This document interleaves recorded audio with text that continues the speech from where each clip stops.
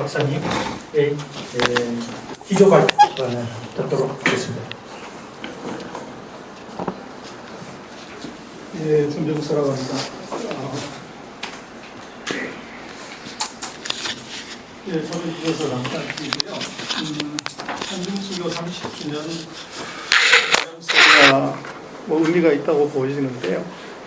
중국은 경제적으로 보면은 92년에 이미 미국 대신 중국이 한국에 있어서는 미국이 되었다, 이렇게 얘기 드릴 수 있을 것 같아요. 80년대 초중반에 수출 비중을 보면 미국이 한 30%대 들어갔었는데 지금 중국이 홍콩까지 합치면 30% 됩니다.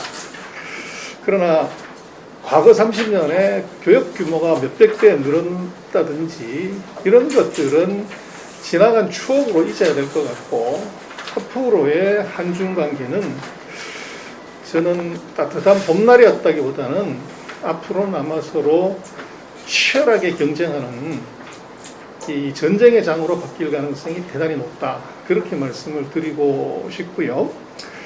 한중 관계에서 지금까지 우리는 경제 협력, 그래서 이제 뭐 동반자, 협력자 이런 얘기를 했지만 이제는 그 시각은 안 맞다. 그래서 포인트는 뭐냐 그러면 이제는 미중의 전쟁의 관점에서 한중 관계를 봐야지 한중의 관점에서 보는 것은 의미가 없다, 그렇게 얘기를 드릴 수가 있고요.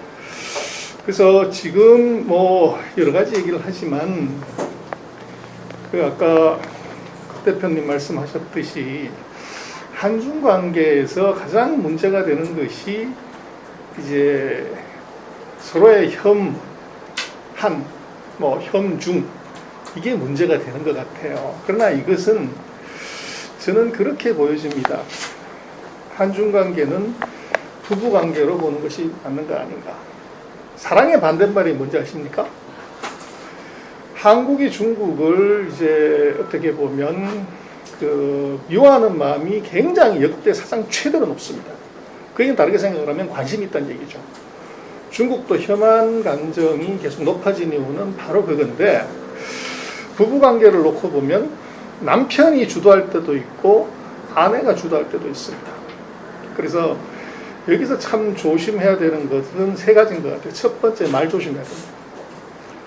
말 함부로 하는 바람에 이것이 상처가 돼서 이혼까지 가는 거죠. 한중 간의 관계에서 지도자들의 여러 가지 이제 말이 있지만 거기서 문제가 있다. 두 번째, 힘 조심해야 됩니다. 뭐 부부관계도 그렇고 그랬지만 다리에 힘 빠지면 이게 정말 문제가 되는데, 이거 힘 자랑 잘못하다가 보면 문제가 생기죠. 한중 간의 관계 서로 힘 자랑한 적 없는가. 세 번째, 제일 중요한데요. 돈 조심해야 됩니다. 돈 쓰고 욕먹는 것, 이게 제가 볼 때는 이제 문제가 되는 것 같아요. 그래서 뭐 결혼 30주년 된 부부한테 꽃을 선물하면 어떻게 될까요? 저는 농담이긴 합니다만 꽃 선물했다 맞아 죽는 줄 알았습니다. 꽃보다 돈이다. 한중관계 30년, 이거 지금 꽃으로 서로 마음 사는 단계 지났다. 처절하게 돈 갖고서 어떻게 보면은 경쟁하는 관계로 바뀌었기 때문에 그런 관계로 보여지고요. 앞으로 중국하고의 관계를 우리가 어떻게 가져갈 거냐 하는 문제는 저는 한마디로 얘기하자면 옷 사면 혁명이고 잘 사면 쇼핑이다. 그래서 중국도 마찬가지지만 왜 혁명했냐면 바로 그겁니다. 근데 지금 중국이 혁명의 시대가 지나고 오늘 뭐 어느 신문에 나왔었지만 전 세계 럭셔리 명품을 가장 많이 산 나라가 중국이다. 중국은 쇼핑의 시대. 그래서 결국은 이제 한중 간의 관계도 그렇지만 그 가게가 커지면 점원이 손님을 깔본다, 그런 말이 있죠. 바로 한국하고 중국의 관계는 바로 그거 아닌가. 이제 우리가 한국이 이제 어떻게 보면 바잉 파워를 가졌다가 그 바잉 파워가 거꾸로 뒤집어지면서 나타난 현상이 지금 최근 한중 간에 나타나고 있는, 어떻게 보면 서로 혐한 이제 혐중의 문제가 아닌가 싶고, 그래서 결국은 이제 이런 문제들은 어떻게 할 거냐 하는 것은 저는 그렇게 생각을 합니다. 중국 잘 모른다 그러지만 전 세계가 다 중국 잘 모릅니다. 근데 우리가 미국을 잘 안다고 하는데 그 이유는 뭐냐 그러면 딱 한 가지죠. 유학생들이 1950년 한국전쟁 끝나고 난 이후로 가장 많은 유학생이 갔던 데가 미국이고, 그러다 보니까 이게 미국을 잘 아는 거죠. 근데 지금 전 세계에서 중국에 유학생을 가장 많이 보낸 나라가 우리 대한민국입니다. 미국 2만 명도 안 됩니다. 우리 6만 명이죠. 그래서 미국도 중국 잘 모릅니다. 사실은 한국이 중국을 가장 잘 알고 있는 나라고, 또 역으로 생각을 하면 한국에 와 있는 유학생들 중에서 최대가 거의 40%가 중국 유학생들입니다. 그래서 결국은 이 어떤 나라를 잘 알고, 한국의 지금 최대 문제는 이 혐중 문제, 반중 문제, 또 혐한 문제, 이 반한 문제는 이것은 가짜 정보, 엉터리 정보, 이것이 제일 큰 문제죠. 그래서 결국은 그 나라는 살아보고 놀아보고 공부해본 사람이 그 나라를 가장 잘합니다. 그런데 한국은 중국에 유학한 6만 명 넘는 이제 유학생들의 관리가 안 됐습니다. 역으로 또 우리가 여기에 유학으로 온 중국 유학생들 관리가 안 된 거죠. 그래서 결국은 해법은 양쪽에서의 그런 불편한 감정은 살아보고 놀아보고 공부해본 사람, 이 사람들이 어떻게 역할하냐 가장 중요한데, 예를 들면은 이제 한국의 중국 관련되는 단체, 또 중국의 그런 단체들이 이걸 어떻게 활용을 해서 양국의 오해를 풀 것인가 하는 문제가 굉장히 중요할 것 같아요. 그리고 앞으로 이제 한국이 중국과 어떤 분야에서 협력할 거냐고 그러는데, 3차 산업혁명에서 한중수교 30년이라고 하지만 그 30년은 다르게 생각하면 산업축이 30년이란 말이에요. 한 산업이 성장하는데 30년? 그러면 새로운 산업이 된다는 거죠. 그래서 90년대 중반 이후에 30년은 어떻게 보면 3차 산업혁명의 피크였습니다. 근데 지금 새로운 30년은 4차 산업혁명의 새로운 이제 시작이죠. 여기에 우리가 딱 서 있는데, 3차 산업혁명에서는 핸드폰이라고 하는 것, 가전이라고 하는 것, TV라고 하는 것, 이걸 매개로 한국과 중국은 협력자, 보완자, 동반자로 왔었어요. 그러나 문제는 반도체 하나 빼놓고는 중국이 한국보다도 못하는 게 하나도 없습니다. 이제는 피 터지는 치열한 전쟁으로 가게 되고, 지금부터 시작되는 4차 산업혁명에서는 핸드폰이 아니라 자율주행 자동차입니다. 그 자율주행 자동차는 자기가 알아서 가는 AI의 시대이기 때문에 이것은 막 터지는 이 반도체를 제외한 나머지 부분에서 중국은 이미 국산화가 이루어졌기 때문에 더 이상 한국과 협력할 이유가 없습니다. 반도체 국산화는 더 가속될 수밖에 없고요. 그렇게 돼서 지금 이제 한국으로 놓고 보면 중국과의 관계는 완전히 다른 식으로 가야 된다. 지금까지 봐왔던 관점으로 보면 틀릴 확률이 51%다. 그리고 결국은 농담이긴 합니다만은 똥개는 똥을 좋아하고 이 자본주의는 돈을 좋아합니다. 한중과의 관계에서 또 많은 이제 우리 제중동포들이 한국에 오셔가지고 여러 가지 차별을 받았다, 이런 느낌도 있으시지만, 그것의 문제는 자본주의 사회에서 모든 평가는 이게 부의 수준으로 이걸로 평가를 하는 거죠. 거기에 이제 이런저런 문제가 생겼던 것이지만, 저는 그렇게 생각을 합니다. 제중동포 많은 한국에 와 계시는 분들이 18만 아까 통계본에 그러신 것 같은데, 서울에만. 저는 그렇게 생각을 합니다.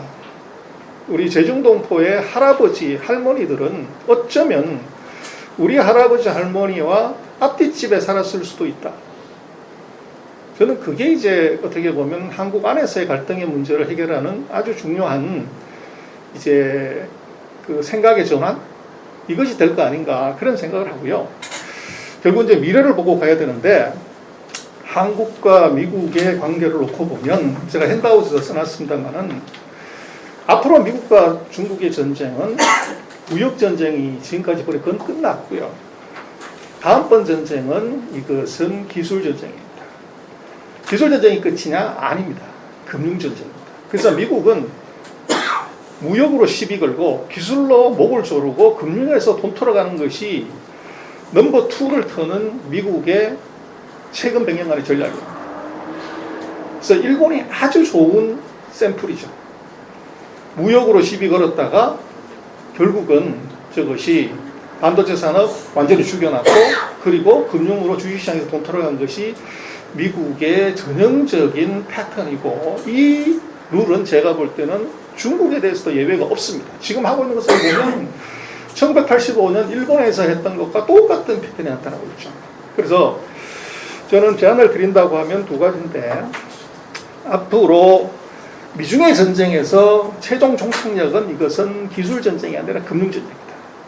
금융 전쟁에서 이 전쟁의 관점에서 중국을 바라보게 되고 4차 산업혁명에서 바라본다고 하면 한국은 중국에 대해서 위기와 기회가 같이 있는데, 뭐가 위기냐 그러면 제조업의 치명적인 위기가 옵니다. 지금 있는 제조업은 중국이 다 캐치업할 것이기 때문에. 그러나 그렇다고 하면 앞으로 중국과의 관계에서 한국이 우위는 3차 산업이 아닌 4차 산업혁명에서 우위를 가져야 됩니다. 그래서 그것은 미국 스타일의 비즈니스 모델로 모든 게 다 보게 된다는 거죠. 지금 하고 있는 철강화학, 조선기계, 자동차, 가전, 핸드폰, 이것은 별 의미 없다는 겁니다. 그리고 또 하나 중요한 것, 그것이 이제 한국의 기회는 바로 금융의 기회입니다. 한국은 제조에서 엄청난 리스크를 지고 금융에서는 엄청난 기회를 가질 것인데, 그것은 미국은 1950년대, 1945년 해방 이후에요. 그 2차 대전 종전 이후에 무기라는 전쟁에서는 완벽하게 이겨본 전쟁이 없습니다. 베트남 전쟁 누가 이겼습니까? 중동에서 그 많은 전쟁을 했지만 누가 이겼습니까? 한국전 누가 이겼을까요? 미국은 무기로 하는 전쟁에서는 제대로 이겨본 전쟁이 없지만 단 한 번도 80년대 이후에 져보지 않은 전쟁이 있습니다. 금융전쟁에서는 지금까지 단 한 번도 져본 적이 없는 나라입니다. 미국의 최강의 경쟁력은 금융력인데, 바로 중국은 앞으로 그것과 싸움을 해서 이겨야 됩니다. 그러나 중국의 가장 치명적인 약점은 모든 산업 다 개방했습니다. 철광학, 조선, 기계 뭐 다 개방했지만 중국이 아직 개방하지 않고 있는 게 있습니다. 바로 금융입니다. 왜 개방하지 않았을까요? 약하기 때문에 그렇습니다. 이것이 제가 볼 때는 대한민국과 또 제중동포들한테 엄청난 기회로 올 것 같아요. 그래서 앞으로 그 교육이 세상을 바꾼다고 하지만 세상의 변화가 한중간의 관계는 이제는 화장품 팔고 관광 가이드하고 이런 것들이 아니고, 이것은 앞으로 우리 미래 세대들한테는 해야 되는 건 딱 두 가지인 것 같아요. 첫 번째는 금융이다. 저는 뭐 중국에서 10년 이상 공부를 해봤지만 많은 우리 제중동포 자녀분들이 칭화베이다 후단에 들어온 걸 좀 봤습니다. 너무너무 똑똑하고 총명한 이 친구들이 한 번도 본 적도 경험한 적도 없기 때문에 금융에 대해서 관심이 없어요.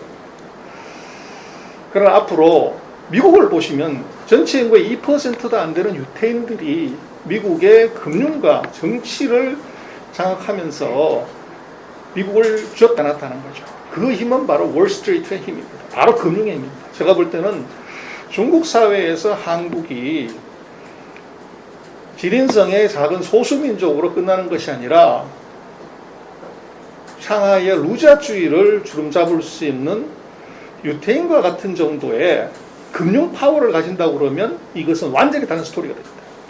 그래서 제가 볼 때는 앞으로 한국도 그렇고 우리 제중동포들도 그렇고 또 이제 부모님들의 입장에서 놓고 보면, 저는 뭐 MBA 학생들을 가르칩니다만은 앞으로 중국 유학생 그리고 제중동포의 자녀분들은 제가 볼 때는 금융 공부를 시켜야 됩니다. 그게 앞으로 큰 트렌드에 맞고 또 중국의 가장 약한 부분입니다. 그래서 남들이 안 하는 거를 해야지, 남들이 한 걸 했다고 그러면 그건 이름밖에 못하죠. 그래서 저는 한국과 중국의 관계 정말 좋아지고 아주 최근 30년 왔던 것보다 더 편안하고 더 발전됐으면 좋겠습니다만, 상황을 놓고 보면 이것은 완전히 다른 지옥이 기다릴 수도 있다. 그래서 그 지옥에 대한 대비책은 갖추어져야 되고, 결국은 그것을 푸는 것은 인재들입니다. 사람입니다. 그래서 앞으로 그 한국과 중국의 여러 가지 감정적인 문제, 그건 저는 별로 출렁하지 않다고 봅니다. 한국이 94년인가요? 중국 GDP의 83%였습니다. 근데 지금 한국이 중국 GDP의 딱 11%, 10분의 1입니다. 우리보다 10배가 커진 거죠. 왜 한국과 중국의 사이가 나빠졌고, 한국의 언론, 뭐 유튜브 다 보면은 중국에 대해서 욕을 하거나 비관하거나 비판을 하면 수십만 명이 가서 몰려오지만, 중국의 팩트를 얘기하게 되면 거기에 바로 댓글이 500개 이상씩 달립니다. 그것의 이유는 결국은 뭐냐 그러면, 이미 2000년 전에 사마천이 화식열전에서 답을 줬습니다. 나보다 재산이 10배가 많아지면 욕을 하기 시작하는 거고, 1000배가 많아지면, 10,000배가 많아지면 결국은 그 밑에 가서 일을 하게 되는 거죠. 지금 한국과 중국의 관계가 20년 전에는 한국이 우위였다가 지금은 한국이 중국의 10분의 1로 이것이 줄어들면서 나타나는 그런 현상에서도 한중 관계를 이해할 수 있습니다. 그럼 이거 해결하는 방법은 뭐냐? 결국은 이것이 우리 GDP가 다시 중국 GDP의 80%, 90년대로 다시 돌아가면 간단하게 해결됩니다. 그렇게 되면 어떻게 되면 대한민국은 전 세계 G3가 됩니다. 한국의 목표는 그거여야 됩니다.